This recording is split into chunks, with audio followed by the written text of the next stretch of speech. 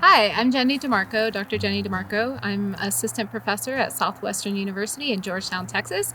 And today I'm standing on a ski slope at Copper Mountain Ski Resort near Frisco, Colorado, where I'm working with Jeff Grazer, the Director of Sustainability at Copper Mountain, and with Copper Mountain directly to set up some research plots to try to understand how we can better restore these ski slopes so that they can improve plant and insect biodiversity, as well as sequester carbon and help mitigate climate change. Hi, I'm Haley. I'm an upcoming junior at Southwestern and I'm with a major in environmental studies.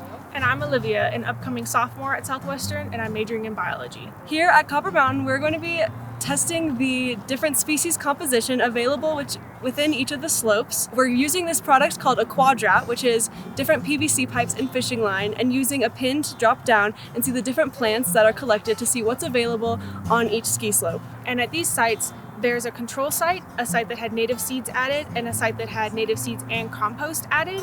And so we're testing these same sites to see how the vegetation differs from last year to this year with those soil amendments. Hi, I'm Blaine Tenwold. I'm class of 2025.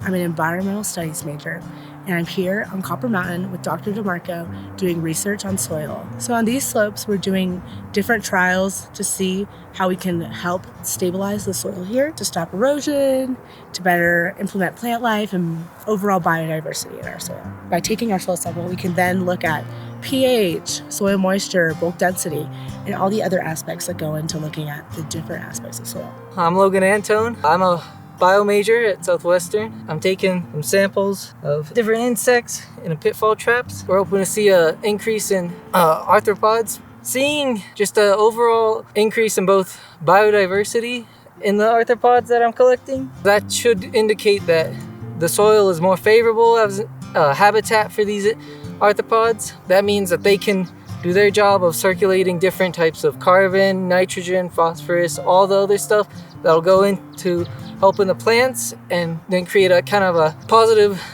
cycle between the two. These are long-term plots.